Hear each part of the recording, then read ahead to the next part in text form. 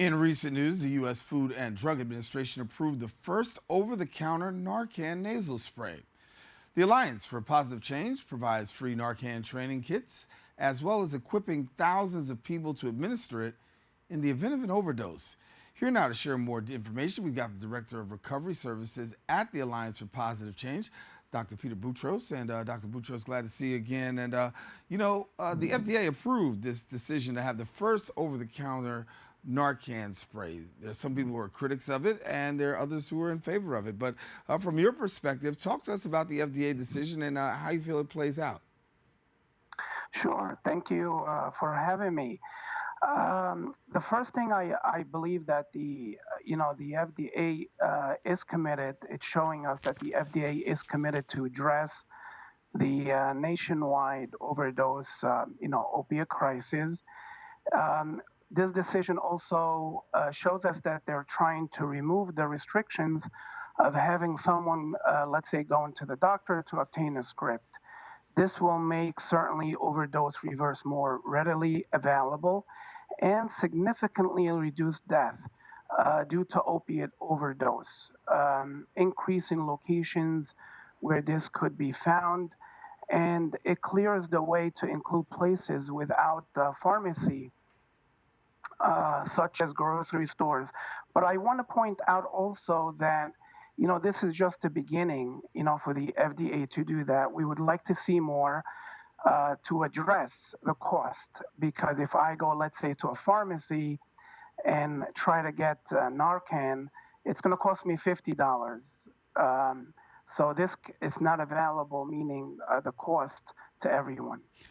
So if it's free, it would be nice. Yeah, and Dr. Boutros, let's make our viewers up to speed. We are going to assume that some people may not be so familiar, right? So when we have a situation where there's a person out there that's possibly overdosing, this Narcan spray can be administered, and this can help them in the midst of their overdose. But can you just provide a little bit more clarity to somebody who may not be so familiar as to how Narcan works, particularly when it's administered?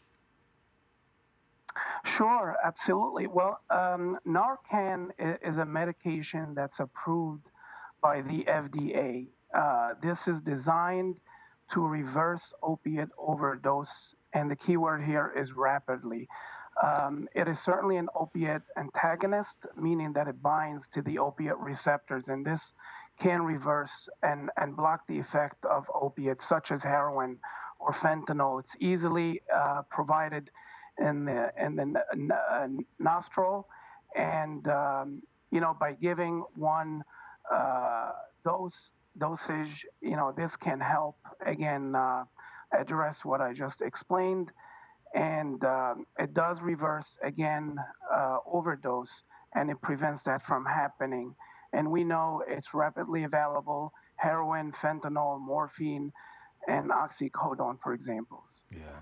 You've got good boots on the ground when it comes to this. Talk to us about where we are in New York City. We know that we're in the middle of an overdose epidemic. How bad would you categorize it?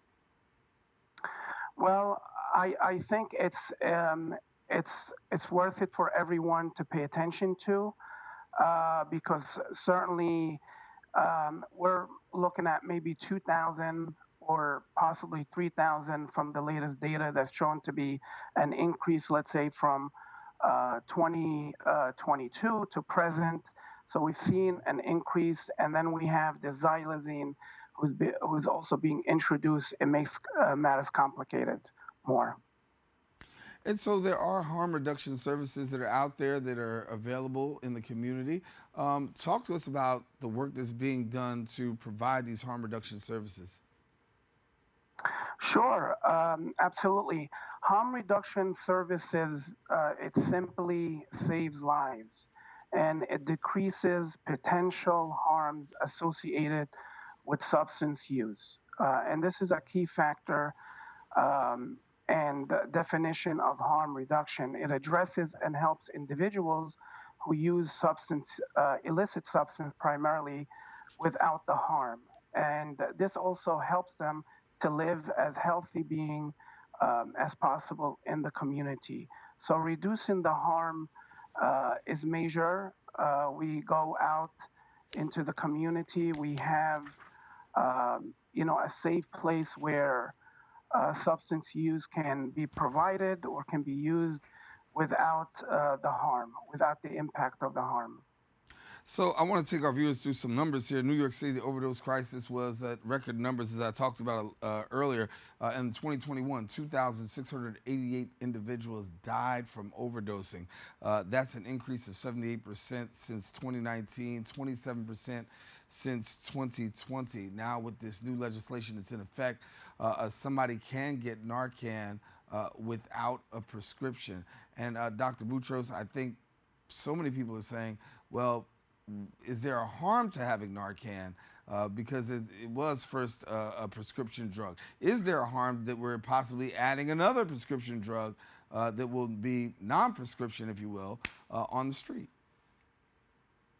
That's a very good question. And Narcan, it's not known to cause any harm. Again, it's a simple designed to reverse opiate overdose. And the key word here is rapidly, because every second counts when someone is experiencing overdose of any kind of opiates or heroin or fentanyl or morphine. So this is specifically designed to reverse the opiate overdose, or what's the impact in those receptors, the brain receptors that cause this overdose. Yeah. So it doesn't harm the individual.